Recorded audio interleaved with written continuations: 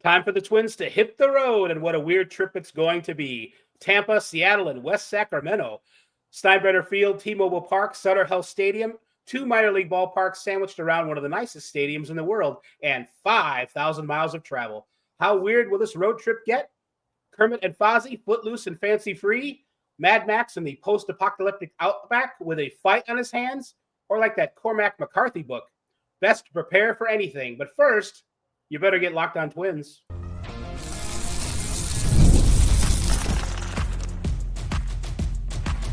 You are Locked On Twins, your daily Minnesota Twins podcast. Part of the Locked On Podcast Network, your team every day.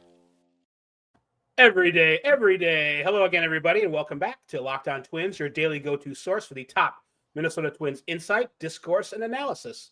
Personally, it's my favorite show of the Imperial Locked On Podcast Network, which, by the way, brings you your team every day. Don't forget to hit like and subscribe where applicable. I'm Dave Brown, an MLB writer who thinks about the apocalypse way too much. I'm also a BBWA member and a Hall of Fame voter. Across the Great Plains of cyberspace is Brandon Warren. Who knows the end of the world when he sees it? Brandon was a Twins fan who became a Twins writer, and now he's both. You can find more of our work at Access Twins and Zone Coverage. On the podcast this time, well, Brandon, the Twins are going on the road, as I mentioned, for about 5,200 nautical miles of fun. A couple of very strange places in there. A one-way trip for 5,000 miles is like going to Tokyo or Beijing or something like that. So it's a long way. They will have off days, though, at least one. So there's that. And the Twins are done with their homestand. They won a whole bunch of games in their last at-bat. It did not turn out their way in the final game against the Royals, but they've still won 16 of 19. So we'll look back on that a little bit. And the lineup does need help, and they're gonna get it pretty soon. Buxton and Wallner are going to be back. They're not scoring a whole lot of runs, but they haven't needed to because the pitching has been so good so far. So they're headed into Tampa Bay, and that's what's going to happen for them this week. They've got 3 games with the Rays, and the Rays are playing pretty good. They sort of have pivoted like the Twins did at one point in their season, maybe 3 weeks ago. So they've got this homestand coming up. They haven't been very good at home because it's not really their home. It's the Yankees' Florida State League home and their spring training home. It's a weird place to be. MLB has given them a bunch of home games early in the season to, get off to a good start, but they kind of need to make hay at home. I think they're 10-8 away from home and 16-18 at Steinbrenner Field, but they are coming off a 3-game sweep of the Tampa Bay or the Toronto Blue Jays, a bird of a different kind. So I don't know if they're if the Twins are playing the Rays at a particularly good time, but is there a good time to go to Steinbrenner Field in the middle of May? I don't know. It's going to be weird, and hopefully the Twins have been through enough weird that it doesn't get them down too much. Speaking of weird, I'm trying to get myself focused on this camera. Yeah.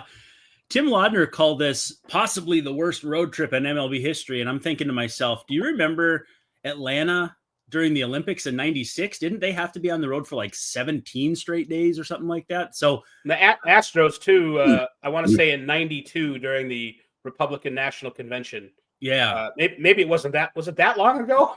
I don't know. It was something like that, but the Astros were kicked out of the Astrodome for a long time. It would stand to reason because 92 was an election season, because I remember 96 being the first one that I was intimately aware of, because did you vote for me, Bob Dole? I was running for president in 96. Saturday Night Live did a really funny bit with Steve Forbes and Bob Dole and I think Pat Buchanan. No, not Pat Buchanan. But anyway, so not exactly the worst road trip in MLB history, but some aspects of it, playing in 2 MLB fields, that I'm using that very loosely as a phrasing. It'll be interesting to see how that goes. A's reeling, have not played well lately. The Rays have really pitched well over the last week or so. They gave up 9 runs in a loss, and then have given up like 17 runs in the 8 games since. And so, Zach Littell, we're all pretty familiar with him here in Minnesota, giving up a lot of homers, but in general, he's doing okay. And it's a Rays team that looks just like every other Rays team you remember outside of having like a David Price atop the rotation. So they're going to be tough. And I know they asked Rocco about the Rays and the Trop. He's obviously played a lot of his career in the Trop, and just kind of the emotions of going there. And now they're playing in Tampa proper for the first time, right? Like not St. Pete. No, that's right. Across the street, literally from where the Buccaneers play football. So it's kind of a big open area in Tampa. I don't know if it used to be like Orange Groves or Farm or what, but it's Rooster Colony. It's not too far away from where they have like lots of adult entertainment too in Tampa. So hopefully the Twins either they'll get into that or they'll stay away from it if that's no good, if that's not their thing. Yeah. So, but there's lots of Tampa's not a bad road trip city for that kind of thing if you're looking to let off some steam. So I've heard. So I was reading something about this. You talk about what Tim Laudner said, and they were asking Brock Stewart about how he's getting ready for the road trip, and he said that if I had called this up, I'd have it ready to go. But basically, he was like, I got to tell my kids that I'm staying away. I'm not going to be with them for like 12 days, and one of them was in the corner crying about it. And, that's the kind of thing, no matter where they're going, you sort of have to get into that road warrior mindset. And you have to, remember that you'll see your family in 2 weeks, and it's difficult for them, especially if they have young kids. But those little differences about between major and minor league ballparks that they're going to experience, the Twins they'll have enough. They'll have everything they need to win, as long as they don't start feeling sorry for themselves. We don't have this, the best whirlpool in the world or whatever else kind of amenities that maybe they won't have. Now, supposedly, it's the Yankees, so they finally put some money into the stadium as far as the players are concerned. So I don't know if, other than when they look out and it's not. There's no dome there. They're not playing at Tropicana Field because the dome was torn off. It's as far as pregame goes, I think the Twins are probably going to find that it's good enough and maybe even better than some other major league places. And we've had, if the players have been around long enough, they've noticed some very strange settings in the last 5 years, basically because of the pandemic. The Blue Jays had to go to Dunedin, Florida for a while, or Buffalo. And, these things come up from time to time, and it isn't always a major league look, but it's still, you still have to play like a major leaguer. And the Rays are actually, at least superficially, a team that is very much like the Twins. One difference that I noticed, their pitching staff gives up a lot of home runs. The Twins don't do that. So that's somewhere where the Twins might be able to have an edge. And ballpark probably plays into that since they've played more at home, right? Like I would assume. Yeah, they have so far, and they're they typically win games like they did early in the series against the Blue Jays, where I think they won a couple of 3-1 games, something. And like then 13-0 to wrap it up. Yeah, 13-0. So I don't know. The Rays heating up just at the right time for the Twins. I don't know. We'll see if Chris Paddock is walking into a buzzsaw. I hadn't really thought of it before just now, but the weather in Tampa in August and July, I mean, that's probably going to be a storyline to watch too, isn't it? I mean, I don't know enough about the climate in Tampa, but I also know that it's going to be something we haven't seen before, just simply due to the Trop having a roof. I'm kind of interested in what it's going to look like. It won't be a factor so much in May. However, that is going to be something that I'm sure that the talking heads like Buster Olney and Ken Rosenthal will be talking about at that time of year. I think they have an afternoon game coming up in this series to close it out too. So that might be something. It's going to be muggy as heck, as the kids like to say. And that's why the Rays are one of the reasons why the Rays are playing more games at home now. Yeah. I think they probably rationalized it like, well, they're in a tough spot. Let's give them some home games early to kind of get used to this, whatever. But really what we're doing is avoiding July and August especially during the day in Yeah. Tampa, which it gets not swampy like South Florida, but still uncomfortable enough. Humid So, Kansas City or what? Yeah, well, Kansas City's fairly humid anyway, just because of the rivers and whatnot. Sure. But I mean, we all know what Ichiro said about Yeah, August and Yeah. Kansas City. So yeah, like two manatees and a giant sock. yep. Getting excited. It's a So mess. at that rate, we're going to take a break and we'll talk more about the road trip and where the Twins have been, where they're going, and all that stuff. Well, NBA playoffs are in full swing. Both of the conference championships are 2-1. My Wolves going for the evening of the series this evening, and it's going to be kind of fun. Somebody said something to me that I'd never really thought of. It was the series isn't over until a team loses at home. That's a good point, right? Like I thought it was the series doesn't start until a team loses. Or maybe that's what it is. Maybe the series doesn't start. I'm not good with that kind of stuff. But anyway, playoffs in full swing. Every night is giving you highlight-worthy performances like the Knicks coming back with Big Cat. Sir Purr coming up big for them. And it wasn't looking good with Jalen Brunson having 4 fouls at halftime. But major momentum shifts, can't miss moments. We'll see if either of those teams can come back from 2-0 holes. Whether it's a game-winning shot, a breakout player, there has never been a better time to get in on the action, and FanDuel wants you to stay in the game before the tip-off and live with player props, performance trends, and same-game parlays, leaving fans with more ways than ever to play smart and win big. If you think you have somebody who's going to come up in a big moment, you can piece things together with in-game parlays, pre-game stuff. No post-game stuff. That's probably where they're going to stay away from if we know anything about how betting works. But $200 in bonus bets could be yours if you are a new user on FanDuel. That first $5 bet, if it hits, they'll hook you up with $200 in bonus bets. Basically free play. It's free real estate. New to FanDuel, again, I'll remind you, it's the perfect time to sign up. Easy for me to say. Head over to FanDuel.com, though. And again, place your first $5 bet. If it hits, $200 in bonus bets will be all yours. It's the perfect time to get in on the action and make every moment more with FanDuel, official sports betting partner of the NBA.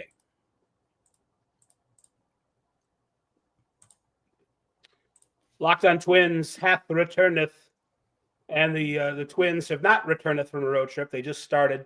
Tonight they started. It's a 10-game trip in Tampa, Florida, at the little George Steinbrenner Field.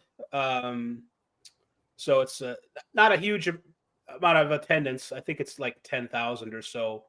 But hopefully they'll have nice facilities. That's where the Yankees train in spring training, and doggone it, those Yankees deserve the best. So Tampa. So the Tampa team doesn't play there, the minor league team, or are they sharing it?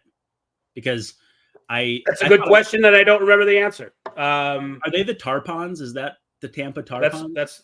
That is not a handsome name, but yeah, that's what they're called.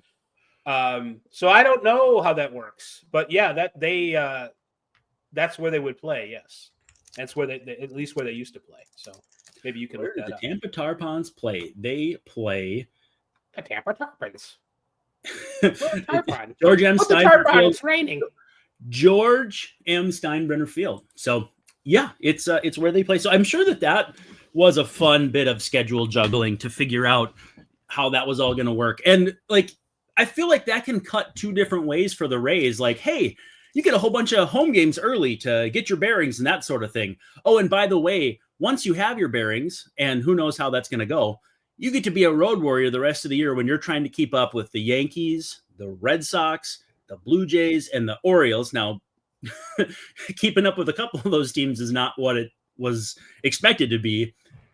But again, like the fact of the matter is they're playing after an act of God. Like you can't make an ideal situation after that. So the MLB and the Rays and everybody is doing the best they can, but certainly another disadvantage for the Rays, an organization that has had plenty of them over the last few years.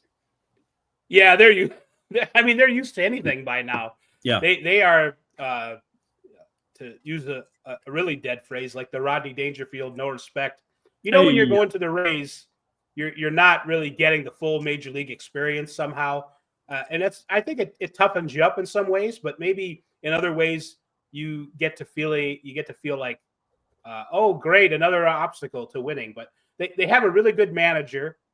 Kevin Cash is one of the best managers in the league, if not the best.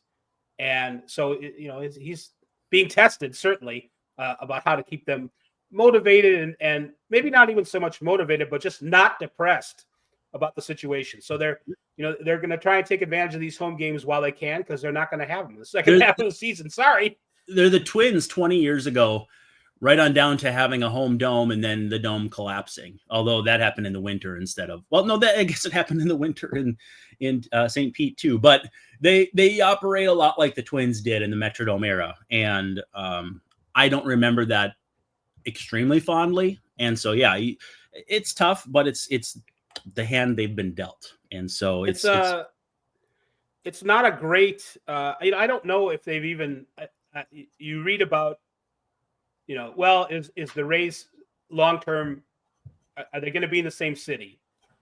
Is there funding for the stadium?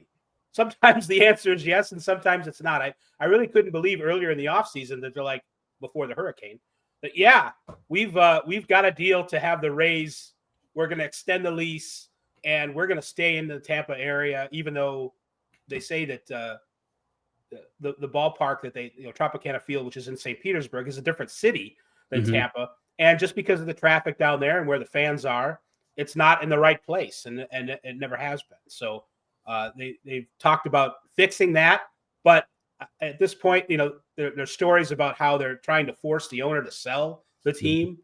They've talked about, they had a plan to go to Montreal. Yeah, we're going to play some of our games in Montreal. It was just which MLB has done before, with in Puerto Rico with the Expos before they moved to Washington. So you'd think MLB would have its act together a little bit more on this, but imagine being Mark Topkin having to, we want to have half the season in Montreal. What does a guy like he do? Like, that's probably their most well-known reporter, right?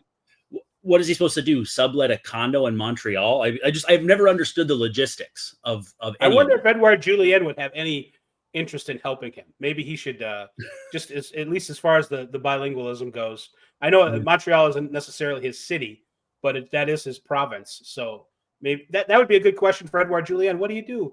Is it easy to sublet a condominium in Quebec? Yeah. I don't know. But at this point, they're not going to Quebec, so it isn't really that relevant.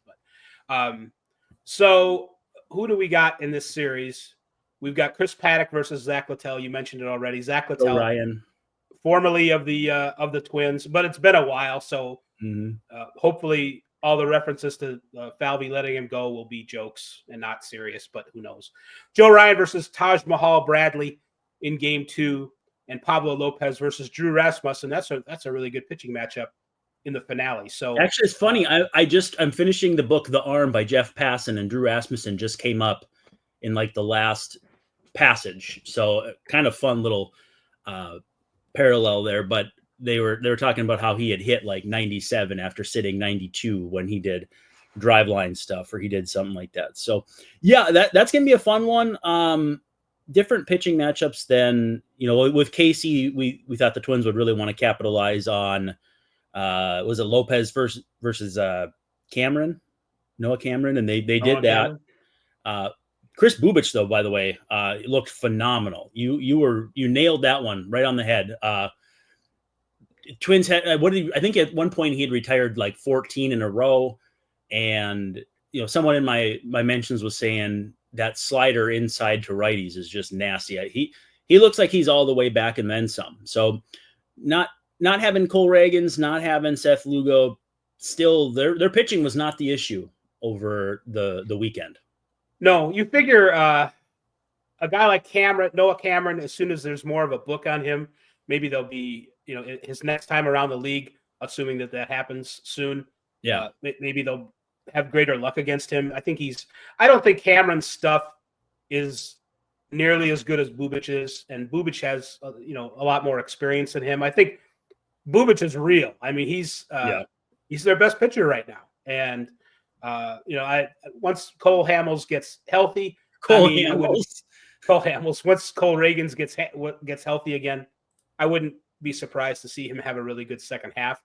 But yeah, as far as stuff goes, Lugo's got 10 pitches or whatever, an incredible arsenal. But I still say that that Reagans probably has better stuff overall. But Bubic is the real thing. The Royals are tough. I'm glad that the Twins got away with a couple wins in that series. I'm kind of, if I were a Royals fan and I see them on Twitter a lot, I get upset about how, well, can you bring in some offense to help? I know it's only May. The trades haven't been made yet, but the Royals they've got really good prospects, and they have other, like Whit Merrifield from 10 years ago type prospects who are sort of in their late 20s, who are hitting pretty well at AAA. I would bring some of them in and give some help to this pitching staff because they're working on it. I saw a report that Biggio has been optioned to Omaha, and since he's got the Jorge Alcala thing going on has to consent to an option.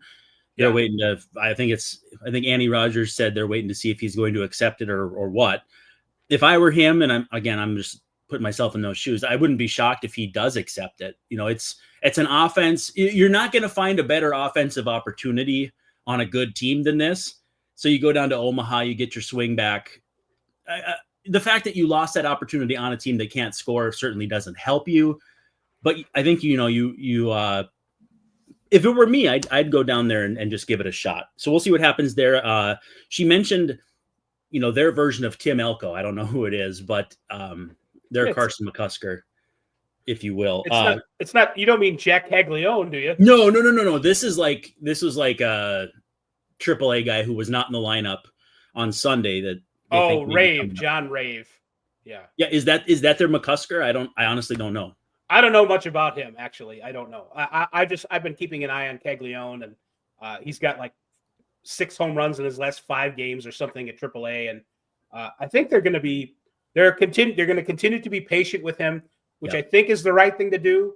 I think August 1st is probably more of a Caglione deadline and expectation line. Yeah. So the Royals are dangerous, but they're limited. That lineup, I don't know how much longer they're going to go with Massey. I love Massey because he's from the south suburbs of Chicago, but he's just not. His OPS is under 600. His OPS. He's walking like 2.8% of the time. Like he's down there with like Kerry Carpenter and Jackson Churio, like very swing happy guys, and he doesn't produce enough. Like with Churio, at least you're going to get some other production and some defensive value besides. So yeah, it's Buxton, Buxton at least is going to get on base other ways and with power. Yeah, Massey ain't no Buxton. So we'll talk a little bit more about Buxton coming back possibly soon, maybe even today. Who knows? Yeah. When we come back from our second break.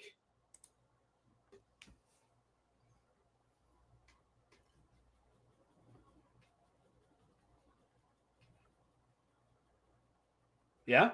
All right. Yeah. Locked on Twins. I wasn't counting the seconds. Locked on Twins is back. You don't have to. For our third segment. I don't? Okay. No. Okay. Then I'm not gonna. Really?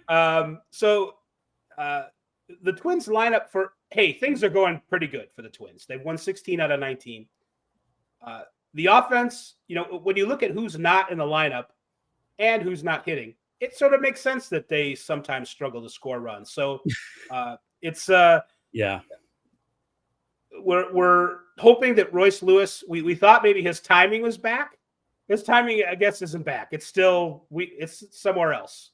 Hopefully Royce Lewis's timing will be found. It's looking like the timing was a frozen clock being right twice a day as opposed to timing back on. And that's not to cast aspersions on him. And I saw so many of the usual suspects saying, Matt Wallner hit 2 home runs, get him up here. And I'm like, did we all not just watch Royce Lewis?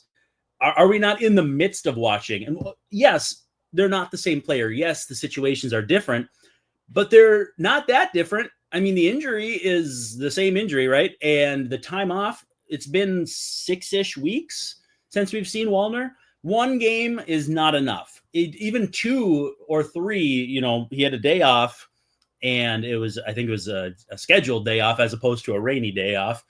I don't know. I mean, I don't know if we'll see him in Tampa. I could see Seattle. That would make sense to me. And I'll be interested to see too how the moving pieces of the roster work, because no longer are the days of, oh, you just send back Mickey Gasper. Oh, you just send back Edouard Julien.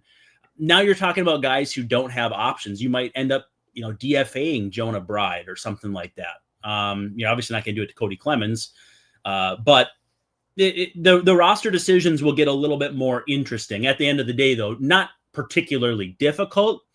Just, Jonah Bride is starting against lefties and hitting what, 5th, 6th? Like, that's not a guy you'd usually expect to just ship on out. So it'll be worth monitoring how they handle all that. I haven't seen probables for Seattle either. I don't know that would matter that much, but the offense is they're winning a lot of games 4-3, 4-2, like get to 4 runs and white knuckle it the rest of the way. And again, they've got a great rotation. Bullpen has been about as expected. They're going to guys like Justin Topa when they're down 4-2, 4-1. It's, other than Alcala, it's a bullpen of you guys you can use pretty much anytime. So that's a good spot to be. But really the only thing they don't have is a long guy. And I don't know how much that matters or doesn't matter, but I think they're going to probably continue to kind of use Alcala as their quasi long guy going maybe 2 innings. It's really too bad that hitting home runs in AAA doesn't necessarily reflect what you could do at the major league level. Yeah, I guess McCusker can go back. There's a good point. Yeah, and also like Gasper's really, he's got AAA down. he's conquered AAA. It's just too bad that there's just a little bit. Either there's a talent difference or there's a mental difference. Or a small sample too, but for a fact, I can guarantee you the Twins would love to have him on the roster for that third catcher utility like that. Not so much like Ron Gardenhire used to be, but managers like Rocco love that, where Ryan Jeffers can DH and you're really not that unprotected behind the plate. Byron Buxton, any moment now. It's just a matter of do they see that final sign as a guy who's had a concussion before? MLB has to clear him, right? I think that's the last hurdle. Right, that's true. And we're also getting. I'm not sure what his activities have been like. Like it's getting to be 2 weeks. They showed him sprinting before the game. I think it was Sunday. So like the physical activity looks like it's there.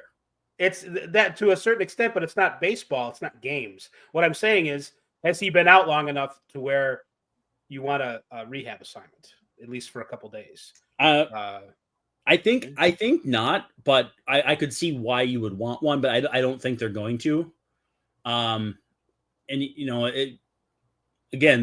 It's not because they want to rush him back because they need the help. I just think that they think he'll be ready to hit the ground running, but it's a valid question that I don't have an answer to. So we'll see if Buxton comes back in the next couple of days. If he does, and as we've seen from Lewis, it doesn't necessarily mean that he's going to hit out of the box either. And we'll see how Wallner is at taking sharp left turns in the bases and staying in the game and being healthy. He can take the slow left turns. It's the sharp ones that you got to worry about. That's right. And, when do you put him in the outfield? Because he would be nice to have in right field rather than some other people that have played right field. McCusker's pretty raw, and that's a tough spot. And Willie Castro's done okay. I like Willie better in left. What's funny, I distinctly remember a play where Willie was playing left with the Tigers at Target Field, and he made a meal out of a fly ball. He has really turned himself into a pretty good outfielder over the last few years. Any reason to be upset, if that's the word, that McCusker hasn't been used a little bit more? I mean, I understand why people are questioning it, but at the end of the day, like, what's the matchup you like him in? And do you like him at DH more than Royce Lewis on a given day? They're going to ease Royce back in a little bit. In theory, yes, but it's also like when you look at the end of a football game and you say, should have run the football more. Well, unless you specify the situations where you would have done that, like if you're in 3rd and 12 all day long, you can't have run the football more. I think it was an imperfect time to bring up McCusker. It was maybe somewhat predictable in the sense that they also were bringing back Royce Lewis, but they also have to prioritize outfield defense. Chris Paddock isn't striking anybody out right now. Bailey Ober, not a lot of strikeouts right now. You could maybe get away with McCusker and Wright with Joe Ryan on the mound, Pablo Lopez on the mound, but it's a fly ball team. I don't know. I like McCusker and I want to see him get a chance, but it's just a spot where it maybe wasn't quite right. And I think they know that now. Maybe we'll see him once the bullpen gets into the game, assuming it does in Tampa in this series. We'll see who they bring out for that because it's all right-handed starters. Yeah, I don't know what they're both. I mean, it's so hard to keep up with bullpens at any given time. So if they have, some lefties out there, I'm pulling it up right now just because I want to see. That could be a chance for him to hit late for like a Christian Vasquez or something. But if you're hitting for Christian Vasquez, you might just do Jeffers anyway. In their bullpen, you've got Garrett Clevenger and Mason Montgomery. So there are a couple lefties. So it'll be something to watch. All right. Well, we want to thank you for watching this episode of Locked On Twins. For Brandon Warren, this is Dave Brown. Want to thank you for making Locked On Twins your first listen today. For your second listen, check out the all-new Locked On MLB Game Night, which brings you every game, every night, all season long. Get local analysis on a national scale. Find MLB Game Night on Locked On MLB on YouTube or wherever you listen to podcasts. So until next time, we are going to say, Alexei Casilla tomorrow night. You didn't see that. We've got all our bells and whistles, and you're going to hear all of them, even at the wrong time.